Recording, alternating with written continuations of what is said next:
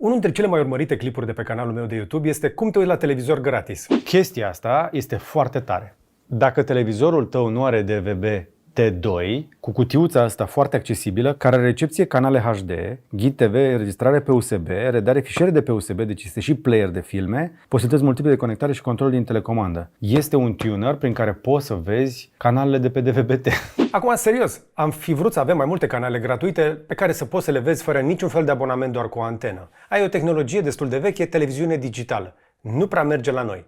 Dacă vrei să uiți la televizor, acest clip este însă o soluție pentru cei care vor să cheltuiască ceva bani și vor să vadă cea mai bună calitate. Așadar, la extrema cealaltă a acelui clip despre cum te uiți la televizor gratis. În 2025, dacă vrei cea mai bună calitate a televiziunii, trebuie să-ți pui fibră și trebuie să-ți iei un abonament cu tehnologie 4K. Și așa ajungi să bați calitatea de pe YouTube, poate chiar de pe Netflix, cu o singură condiție. Să-ți iei o soluție cum este Ines Live. Acest material este un review așadar al unei aplicații care îți permite să te uiți pe cablu fără să ai neapărat cablu. Nu trebuie decât un telefon, o tabletă sau un televizor și poți să te uiți la televizor de oriunde din România sau de pe un IP din România. Înțelegi ce am vrut să zic aici, nu? Noi vorbim aici despre un furnizor foarte vechi și foarte respectat pentru calitate, nu neapărat pentru preț. Cei de la Ines sunt aici de multă vreme, au deservit enorm de mult timp companii serioase și mai ales pe oameni cu dare de mână. Eu le testez serviciile de mai bine de 20 de ani, dacă îți vine să crezi. Mi-am tras o fibră destul de scumpă cu 50 de euro pe lună când stăteam la garsonieră în Piața Romană și nu regret nimic. Era singurul mod în care puteam să văd Full HD ceva. Așadar, astăzi suntem în 2025 când filmez acest clip și Ines Live se tot relansează și tot aduce soluții noi. Hai să vedem un pic ce promite acest serviciu încă o dată, care te lasă să te uiți la televizor oriunde în România, câte vreme ai Wi-Fi, televiziune prin cablu, 4G, 5G, câte vreme ține conexiunea. Cam câtă conexiune? Ar trebui să ai conexiune undeva de pe la vreo 2 megabits până pe la vreo 16 megabits. Deci merge pe aproape orice conexiune dacă vrei să se vadă la cel mai înalt nivel de calitate și să-ți fac câteva demonstrații mai încolo. Cum accesezi serviciul?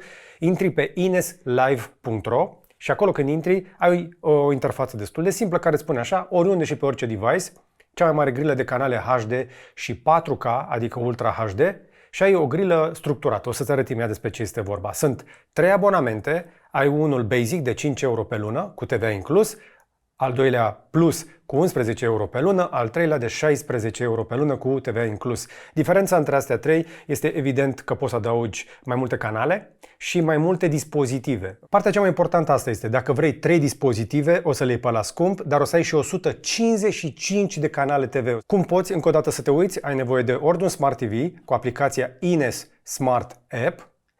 Poți să te uiți pe un media player, cum este un Android Box, tot cu aceeași aplicație Ines Smart App, dar poți să te uiți pe laptop, pe tabletă și pe telefon cu Ines Mobile TV. Îți faci cont, intri și după aceea o să descoperi grila de programe. Și hai să-ți arăt foarte repede cam cum este structurată, pentru că ai categoriile astea: general, news, movies, lifestyle, science, music, sport, kids, cultural, internațional, regional. Pe Ines Live Premium, 155 de canale, ai mai multe canale, spre exemplu, de muzică, iar unul dintre cele mai apreciate de cei care sunt pasionați de muzică este Stingray Festival 4K. Uite și tu câte canale aici, nu doar Taraf TV.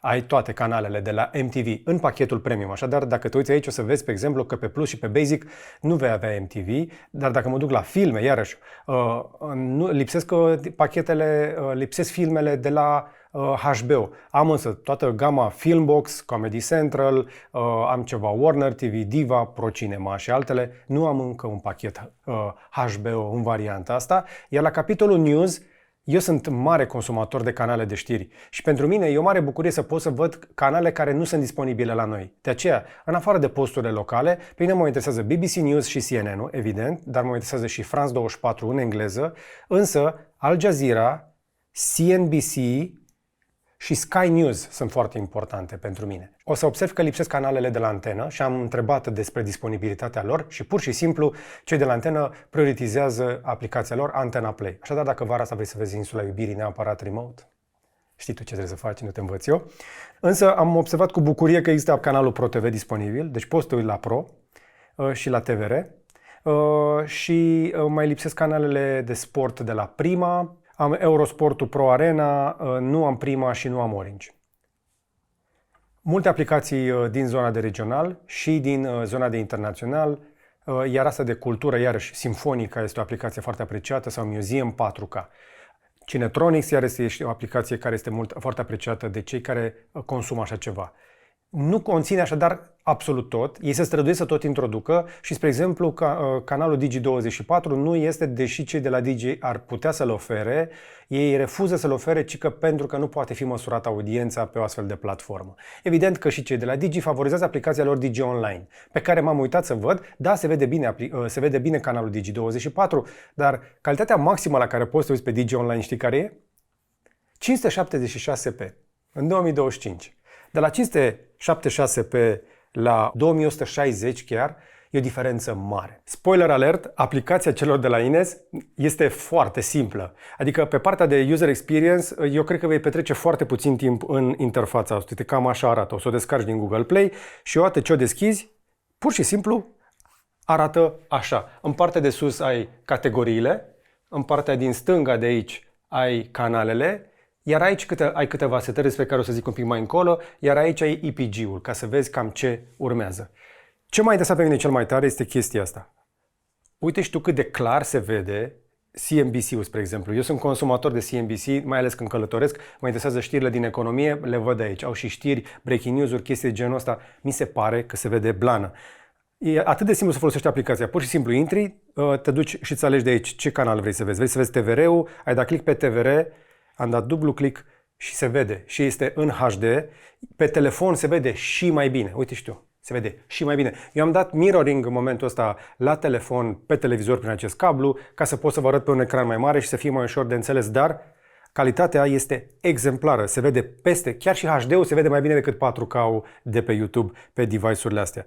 Dacă vreau să trec printre ele, apăs și întârzierea este minimă. Îmi place că, indiferent de conexiune, serverele de la Ines merg foarte bine. Sper să facă față dacă se abonează mai multă lume, pentru că o să înceapă să-l promoveze în perioada următoare. V-am spus, eu sunt utilizator de ani de zile al acestui Ines Live și în varianta Ines Smart. Pentru că aceeași aplicație, așa cum o vezi, poate fi instalată și pe un Android TV. Nu doar pe un Android Box sau pe un telefon sau pe o tabletă. Dacă tu ai televizor cu Android, caută în magazinul Play de pe televizorul tău aplicația aia Ines Smart TV și te poți loga cu același user din aplicația Ines Live, iar eu, spre exemplu, pe un televizor care are Android, am introdus aplicația Ines la surse și când deschid televizorul, e ca și cum aș avea cablu, deși am doar conexiune de internet.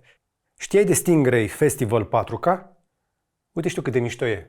Nu pot să vă dau muzica din cauză de chestii de drepturi, dar să ai 4K.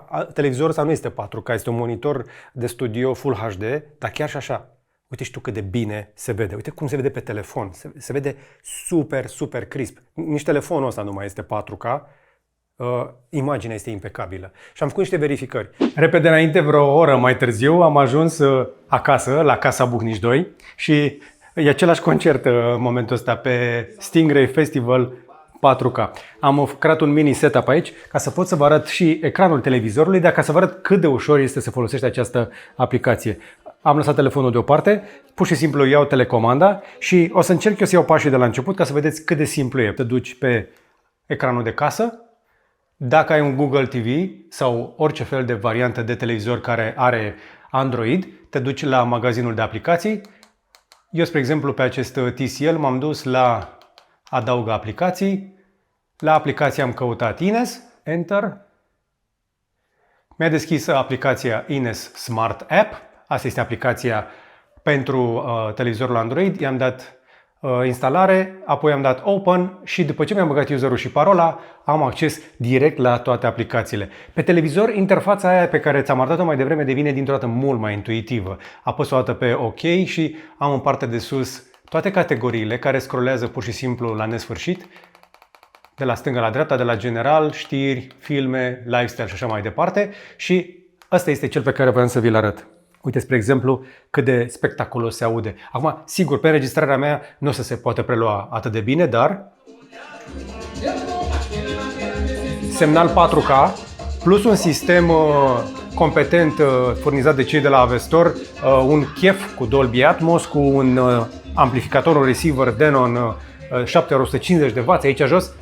În spațiul ăsta mă pot bucura la maximum de bitrate-ul de peste 16 megabiți al acestui canal de televiziune. Și să vă mai arăt cât de repede se mișcă aceste canale, apropo, pe o altă conexiune decât Ines, pentru că aici, acasă, în Corbeanca, eu nu am fibră de la cei de la Ines. Hai să dăm aleator, pur și simplu, mă întorc chiar și pe canalele alea de copii de care vă spuneam. 1, 2. 2 secunde s-a deschis tralala, mă duc la internațional. Hai să vedem NHK. 1, 2, 2 secunde, regional, iarăși, TVR, Iași.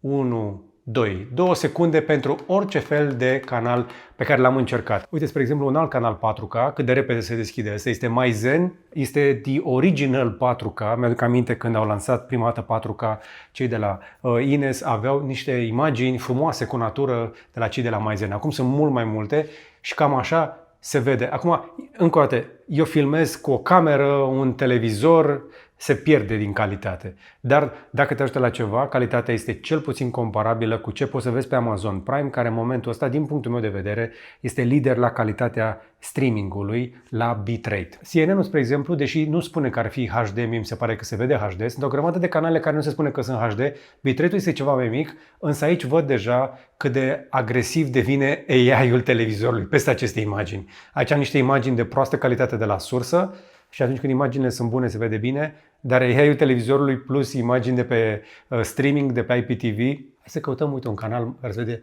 clar de la sursă, cum este BBC-ul. BBC-ul este HD. Și iarăși se vede foarte bine. ProTV-ul, spre exemplu, nu spune că ar fi HD, chiar dacă este în SD cu un pic de upscaling pe un ecran atât de mare, și aici, apropo, am mai mult de 2 metri de diagonală, asta înseamnă că voi forța la maximum calitatea imaginii. Pe televizoare mai mici o să observi mai greu chestia asta, pentru că pur și simplu dacă imaginea la sursă nu are calitate foarte bună, pe un ecran mare va fi lăbărțată. Un alt canal care mie mi s-a părut interesant este acest Museum 4K, unul dintre canalele pe care te poți bucura de asemenea de calitate 4K minimum compresată. Noi, spre exemplu, când filmăm în 4K, sărim constant de 100 de megabits pe secundă. Cu algoritmii de streaming, companiile care oferă servicii de IPTV coboară așadar, iată, la 16 megabits pe secundă pentru a nu avea întârzieri, însă calitatea se păstrează. Tocmai de aia înțeleg că trebuie să existe un preț. Adică, serios acum, chestia asta trebuie să coste dacă vrem nivelul ăsta de calitate și înțeleg de ce are acest cost. Eu nu știu cât de profitabil sunt cei de la Ines, dar ei sunt în piața asta de foarte multă vreme și când vine vorba de calitatea imaginii sunt, cred eu, top. Ăsta este motivul pentru care am vrut să testez acest serviciu de la ei și mă bucur că au sponsorizat acest clip. Dar asta nu înseamnă că mi-au pus cuvinte în gură, este experiența mea de utilizare și din momentul ăsta aplicația asta Ines Smart, în varianta asta de serviciu Ines Live pe televizor, pe aplicația Ines Smart, rămâne pe televizorul ăsta. Pentru că pur și simplu când o să deschid televizorul de aici din mansardă, care nu are cablu coaxial acolo jos, nu trebuie să fac decât să vin aici, pornesc televizorul și îmi pornește automat pe ultima aplicație pe care am pornit-o. Odată ce intri în aplicație, îi dai full screen și din momentul ăsta nu mai trebuie să mai faci nimic. Doar poți să dai cu degetul de sus în jos și treci de la un canal la altul. Muz, Rock TV, MTV Live, MTV și poți să schimbi categoriile făcând swipe de la stânga la dreapta. Partea asta de interfață mie mi se pare foarte ușor de folosit dacă folosești de pe telefon, când ai trecut în full screen. Sunt oameni care își pun chestia asta în mașină dacă vor să le arate copiilor, pentru că există inclusiv o secțiune de Kids. Ai Lulu Kids. Dacă ai copii, știi sigur de Lulu Kids. Teen Nick, Nicktoons, Tralala, desene animate. Sau, spre exemplu, Jazz 4K este o chestie introdusă ceva mai recent în portofoliul lor, care se și aude foarte bine. Mișto? Și am mai lăsat la final o chestie extra peste care o să trec foarte repede. Adulții pot cumpăra pachete suplimentare pentru canale în plus. Te las pe tine să descoperi mai multe. Cei de la Ines sunt renumiți iarăși și faptul că oferă această diversitate, nu doar de aplicații de muzică și de știri, dar și descoperiți voi acolo pe site-ul lor la ofertă. Așadar, pentru cine este aplicația asta? E pentru cei care vor cablu de calitate oriunde ar fi. Dacă în continuare mai sunt posturi de televiziune pe care le urmărești și vrei aceste experiențe suplimentare și cea mai bună calitate, nu prea ai alternativă. Este o piață prea puțin competitivă la noi. M-aș bucura ca mai mulți cabliști încă o dată să ofere un astfel de serviciu, dar de la 5 la 16 euro, cam așa arată unul dintre cele mai bune servicii de OTT. Over the top. Este efectiv televiziune care nu mai trebuie să ajungă la tine printr-un cablu coaxial, ci poate să ajungă pe orice conexiune IP, o conexiune de date. Pot să recomand? Da, pentru calitate și pentru diversitatea unor canale pe care nu le poți găsi în altă parte. Minusurile, evident, încă o dată, lipsa unor canale de știri, cum este Digi24, lipsa unor canale de sport, cum sunt cele de la Prima sau de la Orange, și lipsa în pachete a filmelor de la HBO. Astea sunt minusurile, e bine să le știi. Acum, cu siguranță, pachetele astea vor mai evolua. Cu siguranță poți să-ți adaugi sau să scoți lucruri suplimentare, cum îți spuneam mai devreme despre pachetul de adulți. Eu cred că aceste pachete, aceste abonamente pot evolua și trebuie să evolueze în pas cu vremurile. Întrebarea este însă dacă voi mai folosiți așa ceva. Veniți să-mi spuneți mai jos la comentarii dacă folosiți așa ceva. Și vă încurajez, nu vă dați de gol dacă folosiți servicii ilegale de pe internet, pentru că sunt decimate de autorități, mai ales în ultima perioadă. Da, știu că există alternative pentru televiziunea IP, dar de cele mai multe ori calitatea este proastă, chiar dacă oferă mai multe canale și chiar și atunci când oferă o calitate ceva mai decentă, nu-ți pot garanta că vor oferi multă vreme. Dacă vrem calitate și dacă vrem să o facem legal, așa arată una dintre soluțiile solide pe care le pot recomanda. Așadar, cu băgare de seamă, mai la comentarii, veniți să-mi spuneți, sunteți utilizatori de așa ceva, cum vi se pare și dacă ați da în 2025 bani ca să vă uitați la cablu peste conexiune de internet. Dă un like dacă ți-a plăcut, un share să vadă și prietenii și un subscribe dacă nu ai făcut-o deja. Ai în descrierea acestui clip link direct către oferta celor de la Ines, care ne-au sponsorizat pentru a le testa serviciul, dar opiniile sunt ale noastre. Până data viitoare însă, să vă fie numai bine!